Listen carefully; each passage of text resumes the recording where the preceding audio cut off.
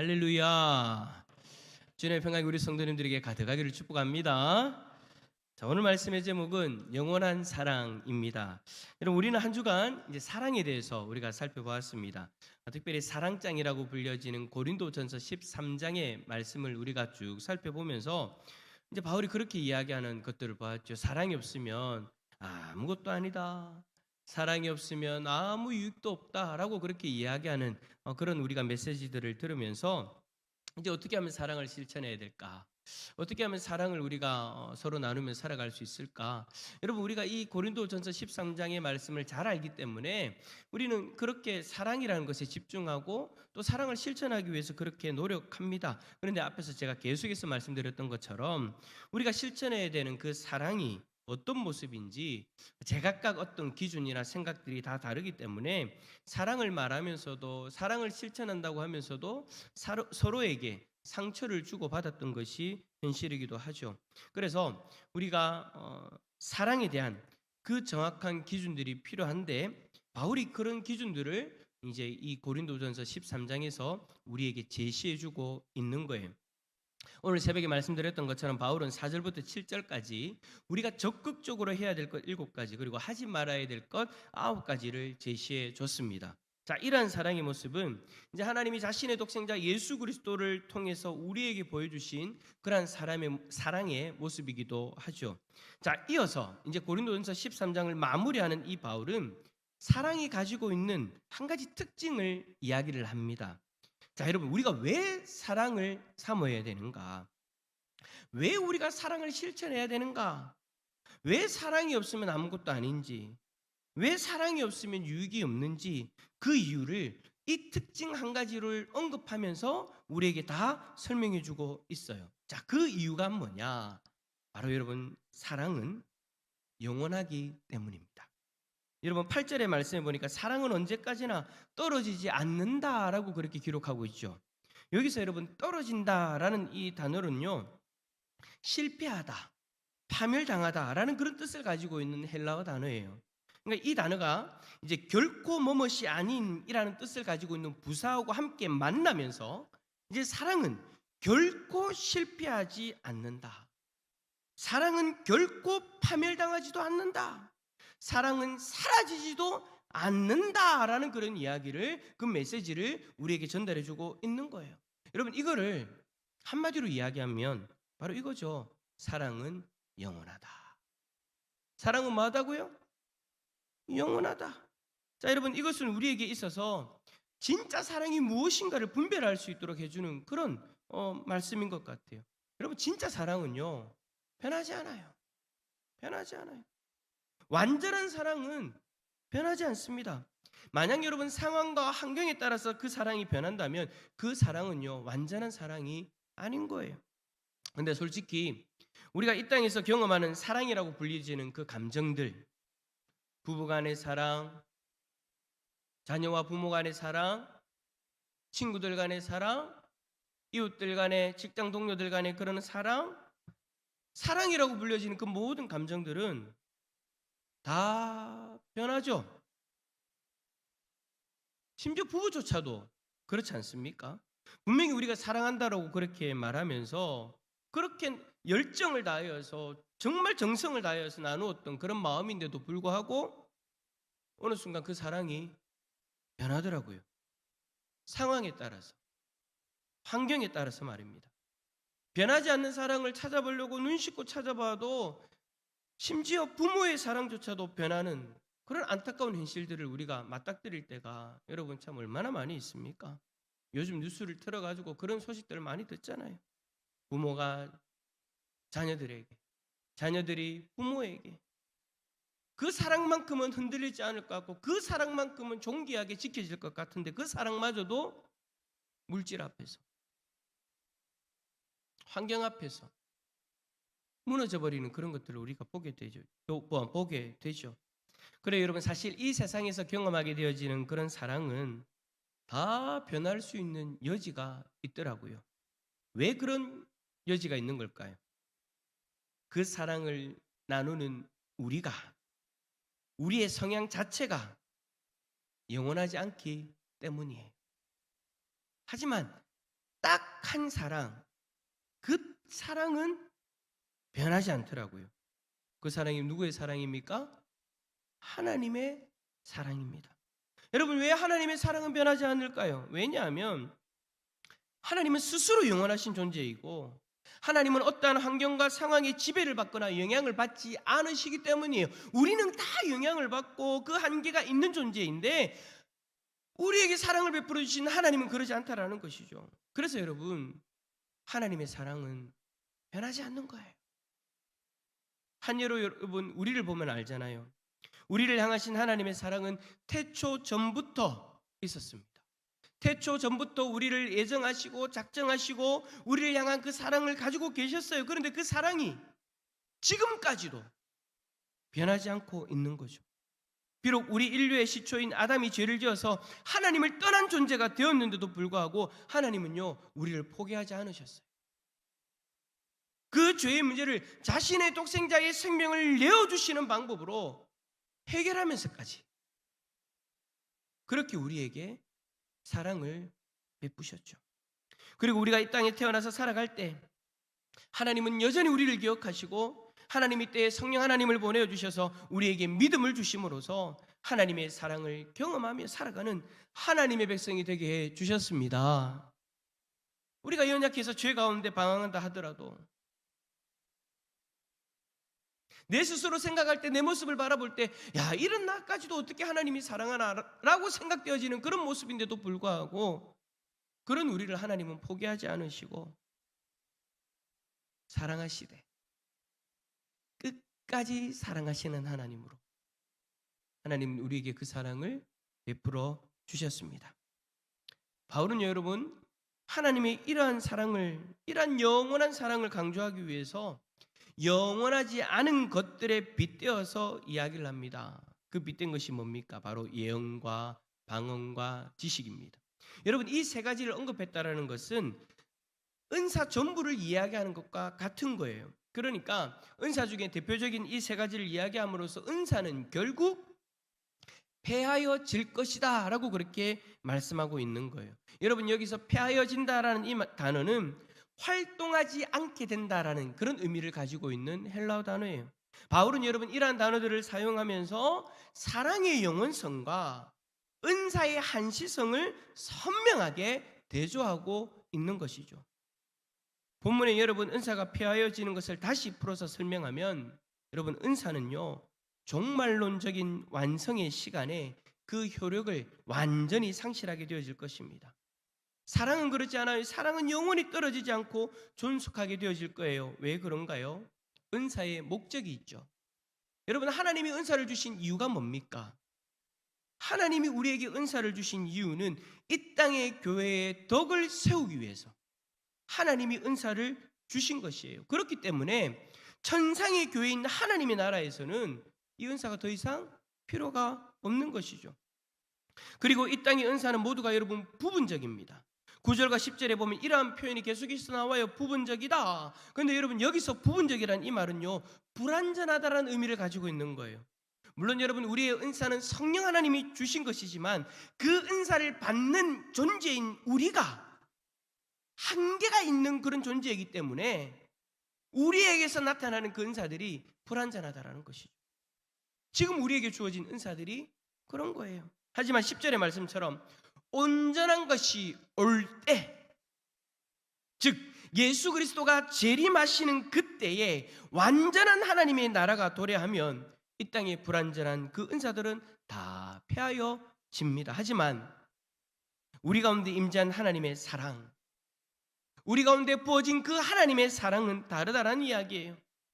우리는 예수님이 다시 오시는 그때 저 영원한 천국에서 하나님과 영원히 함께 살아갈 것이기 때문에 그 하나님의 사랑을 계속해서 경험하고 그 사랑으로 말미암아 만족하고 기뻐하고 즐거워하면서 하나님을 찬송하고 하나님 앞에 예배드리며 영원히 그 사랑을 받고 그 사랑에 반응하며 살아가게 되어진다라는 것이죠. 뿐만 아니라 그 천국에서 우리는 하나님이 부어주시는 그 완전한 사랑을 통해서 서로 사랑하는 그런 천국 공동체를 경험하게 되어지는 거예요. 자, 그렇다면 여러분, 이제 우리가 바울이 이야기하는 이 모든 이야기들을 종합해 볼 때 우리가 이 땅에서 더 사모하고 더 추구해야 될 것이 무엇입니까? 은사입니까? 사랑입니까? 질문입니다. 은사입니까? 사랑입니까? 사랑이지요. 당연히 영원한 사랑을 사모하고 어떻게 해서든 여러분 우리는 이 땅에서 다른 그 무엇보다 정말 최선을 다해서 집중해서 사랑을 실천하려고 해야 되는 거예요.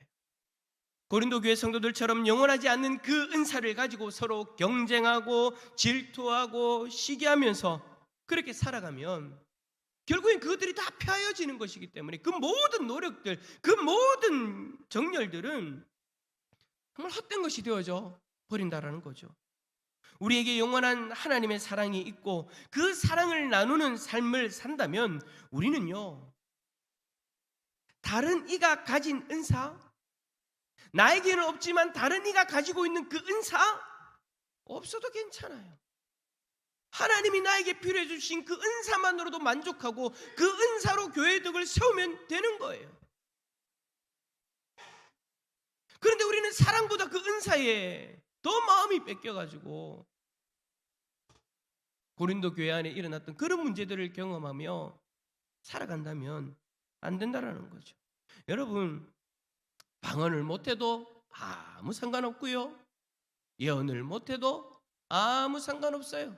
어떤 사람들은 방언이 마치 성령 하나님이 임하시면 모든 사람에게 주어지는 그런 은사인 것처럼 이야기하는데, 여러분 성경을 가만히 보십시오. 은사가 기록되어져 있는 성경을 가만히 보십시오. 그런 내용이 어디 있습니까? 마치 방언을 하지 못하면 성령 하나님이 임하지 않은 것처럼, 마치 방언을 하지 않으면 성령의 능력을 경험하지 못한 것처럼 이야기하는데, 여러분 그거 아니에요. 성경은 절대 그렇게 이야기하지 않아요. 하나님이 각자에게 필요한 은사들을 주시고 그 필요한 은사의 목적은 교회의 덕을 세우기 위함이에요. 그러면 하나님이 각자에게 주신 그 고유의 은사들을 가지고 우리는요, 섬기면 되는 거예요. 없는 은사에 집중하면서 시기하고 질투하면서 경쟁하듯이 그렇게 할 것이 아니라 우리에게 주신 은사를 가지고 사랑을 베풀면서 그 은사를 행할 때에도 사랑을 담아서, 그 은사를 가지고 누군가를 섬길 때에도 사랑을 담아서 섬기면 된다라는 거죠. 방언 못해도 상관없고요, 예언을 못해도 상관이 없어요. 그런데 여러분, 여기서 예언은요, 잘 아셔야 됩니다. 여러분들이 생각하는 그런 예언이 아니에요. 그러니까 마치 그냥 단순하게 미래를 맞추는 그런 예언 아니라는 거예요. 여러분, 신약 성경에서 이야기하는 예언은요, 그런 예언이 아니에요. 여기서 예언은요, 당시에 하나님께서, 그러니까 초대교회 당시에 하나님께서 어떤 이들에게 특별한 감동을 주셔서 하나님의 말씀들을 기록하게 하셨지 않습니까? 이때 초대교회 공동체에서 그 예언의 말씀들을 인해서 신약 성경이 완성되어진 거예요. 그런데 여러분, 그때 어떤 말씀까지 주어졌습니까? 이미 종말의 말씀까지 다 주어졌단 말이에요. 예수 그리스도가 어떻게 오시는가? 예수 그리스도가 이 땅에 오실 때 어떤 일들이 일어나는가? 오기 전에 어떤 일들이 일어나는가? 오실 때 어떤 일들이 일어나고 우리는 결국 어떻게 되어지는가? 모든 것들이 다 기록되어져 있어서 더 이상의 여러분 예언은 필요가 없는 거예요. 바울의 표현대로 뭡니까? 폐하여지는 것이죠. 하지만 여러분, 초대교회 당시에는 바울이 이것을 다루는 이유가 뭡니까? 당시에는 여전히 이러한 예언 사역을 통해서 신약의 말씀들이 정리되고 있으니 바울은 본문을 통해서 예언을 다루는 것이지, 이제는 여러분 우리 시대에서는 예언이 완성되어져서 우리에게 주어졌기 때문에 성경에서 이야기하는 이 예언은요, 더 이상 여러분 우리에게 필요한 것이 아닌 거예요.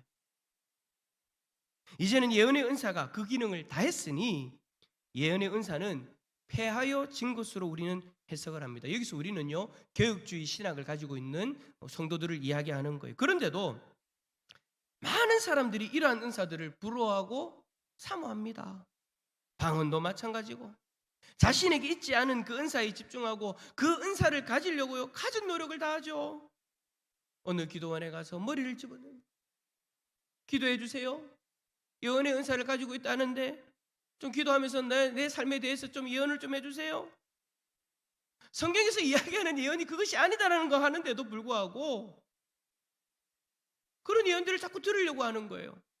여러분, 그거는요, 여러분 정말 정말 우리가 여러분 진지하게 생각해 보면 예언을 하는 사람에게 가서 내 미래에 대한 일들을 알아야 되겠다, 내가 불안해서 안 되겠다 라고 하는 것은요, 결국 여러분 불신앙의 고백인 거예요. 하나님이 우리에게 약속하셨잖아요. 우리의 발걸음을 인도하시겠노라고. 하나님이 우리에게 약속하셨잖아요. 우리를 도와주시겠노라고. 하나님이 우리에게 약속하셨잖아요. 우리와 함께 하시겠노라고. 자신의 독생자까지 내어주시면서 우리와 함께 하시겠노라고 그렇게 작정하시고 행하시고 지금도 그 약속을 지키고 계시는데, 당장 내 앞에 일을 알지 못한다고 불안해하면서 예언하는 사람들 쫓아다니면서 내 앞으로 어떻게 되겠습니까? 내 아들 앞으로 어떻게 되겠습니까? 내 남편 무엇을 해야 되겠습니까? 그런 것들을 물어보고 있으니 여러분, 하나님 입장에서는요, 무엇과 똑같냐면 이스라엘 백성들이 사무엘 선지자에게 왕을 세워주십시오라는 것과 똑같은 거예요. 그들의 왕은 하나님이신데, 그들 주위에 나라들, 강대국이라고 이야기하는 그 나라들의 왕들이, 눈에 보이는 왕들이 있는데 그들이 우리를 괴롭히니 이것은 필시 우리에게 왕이 없어서이다. 그래서 왕을 세워주십시오. 하나님에 대해서 신뢰하지 못하니까, 자신들의 인생을 주장하시는 하나님을 믿지 못하니까 결국에는 인간의 왕을 세워서 다른 나라들처럼 그렇게 살아가려고 하는 거예요. 여러분, 우리가 예언을 하려고 하는, 우리가 미래를 알려고 하는 마음도 똑같은 거잖아요. 우리의 삶을 주관하시는 분이 하나님이라고 이야기하셨고, 우리의 인생 가운데 함께 하시며 도와주시며 인도하시는 분이 하나님이라고 하셨는데,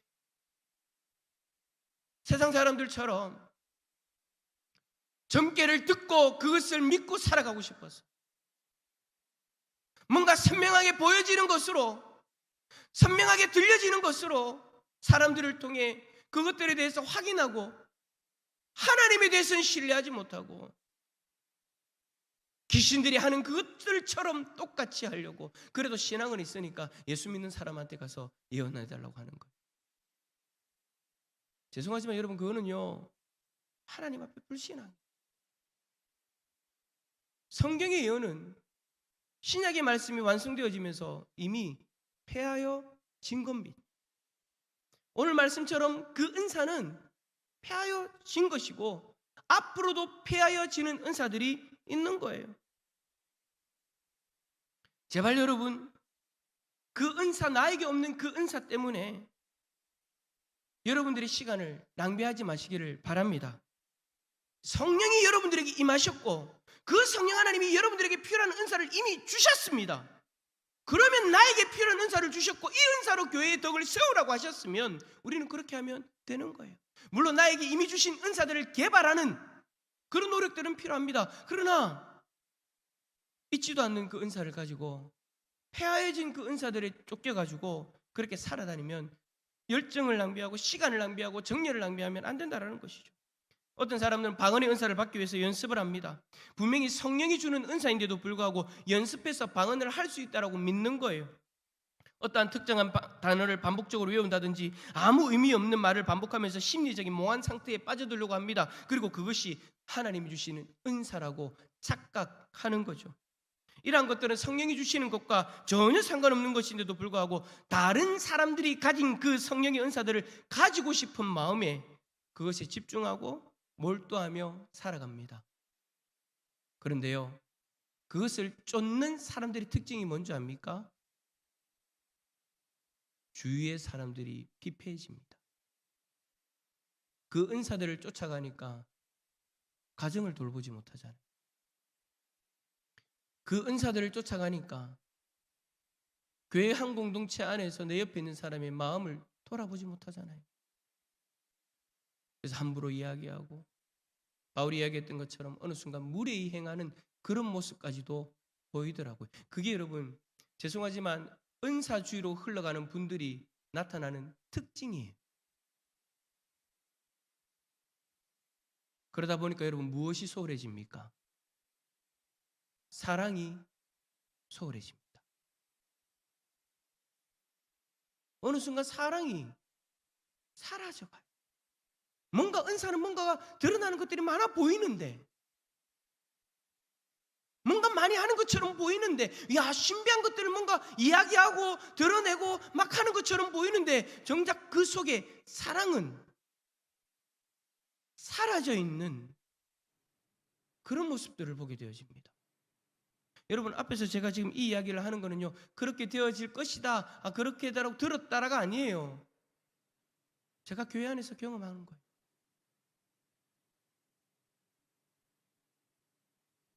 은사를 쫓아가면서 고린도 교회 성도들처럼 경쟁하듯이 그렇게 쫓아가는 사람들은요, 어느 순간 이상하게도 그 중심에 사랑이 사라져 있어요. 여러분 아무리 방언을 하고 천사의 말을 한다고 한들 사랑이 없으면 아무것도 아니잖아요. 근데 그것에 대해서 신경을 쓰지 않으니까 어떤 일이 일어나냐면 자신이 방언하는 것으로서 자신의 신앙의 그 단계가 마치 다른 사람들보다 더 높은 것처럼 착각하게 되더라고요. 교회에 은사가 많은데 은사를 가지고 있는 사람들이 많아 보이는데 여러분 사랑이 없는 교회가 얼마나 많은지 모릅니다. 제가 여러분 얼마나 많냐라고 이야기하는 이유는 이 땅에 수많은 교회들이 있는데 대부분의 교회들이 세상에서 그 사랑을 제대로 실천하고 있지 못하기 때문이죠. 한 예를 들어 봅시다. 서울을 한번 생각해 봅시다. 여러분 서울에는 교회가 적을까요? 많을까요? 큰 교회가 적을까요? 많을까요? 많습니다. 몇천 명, 몇만 명 모이는 교회들도 있어요. 그게 한두 개가 아니에요. 근데 여러분 물어봅시다. 그렇게 많은 교회들이 있고 그렇게 많은 교인들이 있다라고 이야기하는데 그렇다면 저 서울 땅은 하나님의 사랑으로 가득해야 되지 않겠습니까? 근데 여러분 어떻습니까? 제가 봤을 때는 사랑이 만연한 것이 아니라 죄가 만연합니다. 죄가 만연합니다. 얼마나 많은 사람들이 타락을 하고 얼마나 많은 사람들이 주일날 교회 와서는 예배를 드리고 일주일 동안 그 죄 가운데에서 살아가고 있는 이들이 얼마나 많은지 모릅니다. 그 교회들 가운데에요 은사주의 교회들 많습니다. 앞에서 제가 얘기했던 그런 것들을 주장하면서 은사에 집중하고 신비한 것들을 쫓아가는, 그러니까 우리가 일명 얘기하는 신비주의자들도 많이 있습니다. 그런데 여러분 서울은 어떻게 되어졌습니까? 그러한 사람들이 몇천 명, 몇만 명이 되어진다라고 이야기하는데 서울은 대표적인 타락의 도시가 되어졌고 사건 사고에 항상 이름이 올라오는 이들 가운데 기독교인들이 다 들어가 있습니다. 세상 사람들이 여러분 기독교인들을 생각할 때 제일 먼저 떠오르는 단어가 뭔지 아십니까? 성경대로라면 세상 사람들이 우리 믿는 사람들을 바라봤을 때 어떤 단어를 떠올려야 될까요? 특세주장하고 상관이 있습니다. 특세주장하고 상관이 있습니다. 다시 어떤 것을 먼저 떠올려야 될까요? 사랑이죠. 세상 사람들이 여러분 우리가 정상적으로 성경대로 살아간다면 세상 사람들이 우리를 생각할 때 사랑의 단어가 떠올라야 됩니다. 근데 여러분 사랑이 아니라 죄송하지만 위선이라는 단어가 먼저 떠오른답니다. 말로는 사랑을 하는데 삶으로는 사랑을 실천하지 않고 온갖 죄악을 저지르면서 살아가는 그 모습을 세상 사람들이 보고 질려 있는 거예요. 이렇게 된 이유가 뭐냐고요? 영원한 사랑에 집중해야 될 우리가 사랑이 아닌 다른 것에 집중하고 그것들에게 마음을 빼앗겨서 신앙생활을 하기 때문이죠. 다른 것들에 예를 든다면 뭐겠습니까? 앞에서 이야기했던 은사가 되어질 수 있고 또 다른 것이 무엇이 있겠습니까? 돈이 되어질 수 있죠. 현대교회의 가장 심각한 적, 돈, 물질, 또 외적인 성장, 무조건 큰 교회가 되어지려고 또 은사주의, 그러한 것들이 다 있는 거예요. 그러한 것들의 마음이 뺏겨져가지고 그러한 것들이 우선이 되어져가지고 거기에 집중하면서 신앙생활을 하니까 사랑이 사라져버리는 거예요. 이 땅에서 잠시 있다가 사라지는 것들에 목매달고 살아가고 있으니 어찌 그 속에 여러분 영원한 사랑이 자리 잡을 수 있겠습니까? 사랑하는 성도 여러분, 그릇된 길을 걸어가는 교회들도 있지만 반대로 순수하게 하나님의 말씀 가운데 사랑을 실천하는 교회들도 분명히 있습니다. 저는 우리 교회가 영원한 사랑에 집중하고 사랑을 나누고 섬기는데 마음을 다 쏟는 교회가 되어졌으면 좋겠습니다. 그래서 주님께서 우리를 딱 보셨을 때 저 천국에 합당한 믿음의 공동체로 주님이 인정하는, 그래 너희들이 이 땅에 없어질 것에 목매달지 않고 영원한 사랑에 집중하고 그 사랑을 나누고 그 사랑을 실천하며 살았구나. 그렇게 우리가 함께 주님 앞에서 칭찬받고 인정받았으면 좋겠습니다. 다른 것에 우리의 마음을 빼앗기지 맙시다. 사랑에 집중합시다. 그래서 바울이 이야기했던 그것들을 우리가 신경 쓰면서, 거기에 여러분 하나하나 좀 신경 좀 쓰면서 내 오늘 하루의 태도가 이 말씀에 어떤 모습이었는가, 그 말씀을 거울 삼아 내 모습을 돌아보는 그 시간들도 좀 많이 가지고, 내가 정말 사랑을 실천했는가, 사랑을 실천하지 않았는가. 제발 좀 여러분 우리가 우리의 그런 모습들을 좀 점검하며 살아갔으면 좋겠습니다. 다른 것에 집중하지 말고 사랑에 집중합시다. 사랑이 없으면 아무것도 아니에요. 사랑이 없으면 아무 유익도 없답니다. 오죽하면 바울이 제일 마지막에 뭐라고까지 이야기합니까? 믿음, 소망, 사랑 중에 제일이 사랑이라. 오죽하면 바울이 이 중요한 세 가지를 놓고 사랑이 제일 중요하다라고까지 강조할까요? 이번 한 주간 우리가 사랑에 집중했는데 이 시간 이후에 지금보다도, 지금 끝까지 보다도, 이전의 모습보다도 더 많은 사랑의 열매가 여러분들의 개인의 삶 가운데, 그리고 우리 믿음의 공동체 가운데에 온전히 맺어질 수 있기를 예수 그리스도 이름으로 축원합니다.